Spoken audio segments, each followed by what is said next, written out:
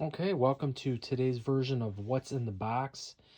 Today we're going to be going over Secret Stash Box number 1. This is going to be an assortment of bronze, copper, and chrome age books, various Marvel keys primarily.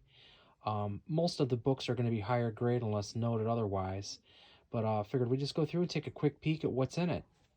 Starting off here at the top, we have Moon Knight number 38. That would be the last issue to the significant Moon Knight run. As noted, new Moon Knight movie is going to be coming out, so this is going to be a big book. This is very, very hard to find in high grade due to the all-black cover and lower print run. Micronauts number 1, key book, possible movie coming out with regards to that. This is one of my more favorite covers. It's Marvel Team Up number 24. Great bondage cover, early mid-1970s Bronze Age Spider-Man. Brother Voodoo is going to be a key character coming up very soon, so this book has a lot of potential. Marvel Tales, the reprints of some of the more great first appearances that have occurred. Nice cover and a lot cheaper than what an original would run you. Same thing here with Marvel Tales Spider-Man. This is one of the books that I'd love to get as an original. This obviously is a reprint, but it's a classic cover, great book. Here's a nice one picked up at Comic-Con a few years ago. This would be the version of Blackout. Minor villain, but any of those minor villain appearances always have potential for down the line. Silver Surfer 34, key book for the Infinity Gauntlet and Thanos Quest. Secret Defenders number 12. This is just one of those classic Chrome Age books, if you will. It's got the prism type of cover on it. You don't see this too often come up, but this is definitely a cool book. This is a book I paid $1 for over at one of the comic stores out in a little bit distance from here. Love the cover. It's one of a lower print, being it's a Malibu tie-in.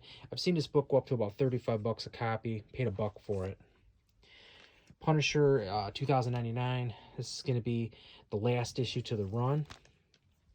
Number 33, lower print, potential key character. You never know with some of these first appearances. This here is a classic book, very underrated. Punisher issue number 10. This would be the newsstand edition to top. So this rarity goes up quite a bit because it's about 10% of the original print run. Classic cover art, classic cover. And here we have another newsprint, another newsstand first print. Very nice high grade copy. And this right here would be the direct market version. A little higher print run, but still classic cover.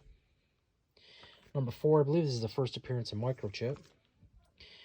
Punisher number 1 from the regular series. Anytime I have an opportunity to pick these up, I will. Again, this is noted as a newsstand, which makes it significantly rarer. Classic cover from the number 2 from the limited series. Out of all the covers of the 5-issue set, this is by far my favorite. This right here to me just speaks to 80s with during all the crime and violence that was taking place at that time, and the Punisher being a person against it, obviously. And another copy. Interesting story about this. Back in Gibraltar Trade Center, we used to be open in Mount Clemens. They used to run monthly flea market shows out there, and there was a dealer that had just a stack of these, so I was able to pull up some nice higher grade copies pretty cheap. Punisher number 1 from one of the more limited series. Unfortunately, this has got a little bit of a ding to the spine. You know, not much you can do about it, but it's still a cool cover. Power Pack number 29. This has the Hobgoblin and the black suited Spidey crossover. Really super hard to get in high grade just because these were normally bought, not really collected because it's being Power Pack. And being the fact that it's got those key characters on the cover really makes that a nice investment book there. And again for number 27 with the Wolverine and Sabretooth tie-in. Over here we have Power Pack number 1. Anytime I have a chance to pick these up in any type of grade, you know, decent shape, I'm going to buy them. I think this has Disney all over it, being the theme to the characters and the significance of this type of book. This is not an easy book to find in high grade. I have found a few copies over the last few years, but usually lower grade. I don't know if people are hoarding them or if people just don't have them, but definitely something to look at. And again, another copy that I was able to pick up over time. This here is a really classic cover. If I'm not mistaken, I think the back of this book got a little messed up, but it's still such an awesome cover. I ended up picking it up anyway. This is just a first appearance of some characters. I can't remember offhand who, but it's in the box, so it's got to be key. New Warriors number 1. Just a New Mutants. Another New Mutants. This here is a variant cover, painted cover. Pretty nice looking. I was able to pick that up. First appearance of X-Force. New Mutants #1. That's got some back potential to that. This right here is a cover by I can't remember the artist. I think it's Delato. Pretty classic book. Moon Knight #1 from another series that came out in the 80s after the original series and after number 38. This here, I believe, is the first appearance. Couldn't tell you offhand. This here is going to be the second appearance of Deadpool. Second appearance of Deadpool. Second appearance of Deadpool. This here is a book that has a huge upwards potential. Web Spinner #70. It's the first appearance of Spider-Hulk. If you ever find the action figure to this series, it goes for anywhere from $100 to $150 in the package. Even loose, it goes for $30, $40 now. But this issue is definitely a good issue to get if you can find it. The one thing is when the production of this issue occurred, you had an issue that was considered kind of overbaked, if you would. So a lot of times you notice that wrinkling to it. This is definitely something you have to get pressed out if you're ever to get graded, but this is by far one of the more classic covers of that series. This is one of my favorites. This back in the early 90s is when X-Men kind of developed a new team, number 281. Classic cover. Just some more classic cover art to some of these things. Domino appearance. Again, another first appearance, not sure offhand. Another classic battle cover there. Classic issue with that.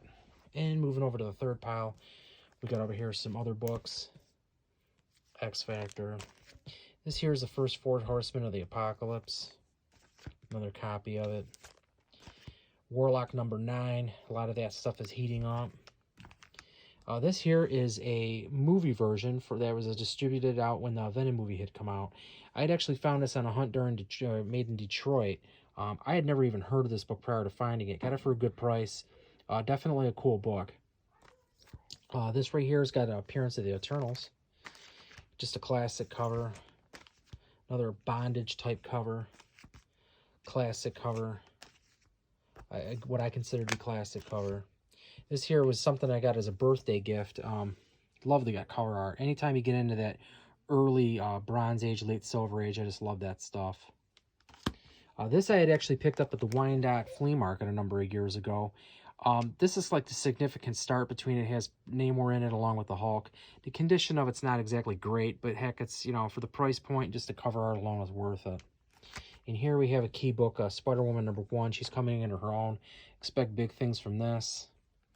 And last but not least, we have the Thanos book.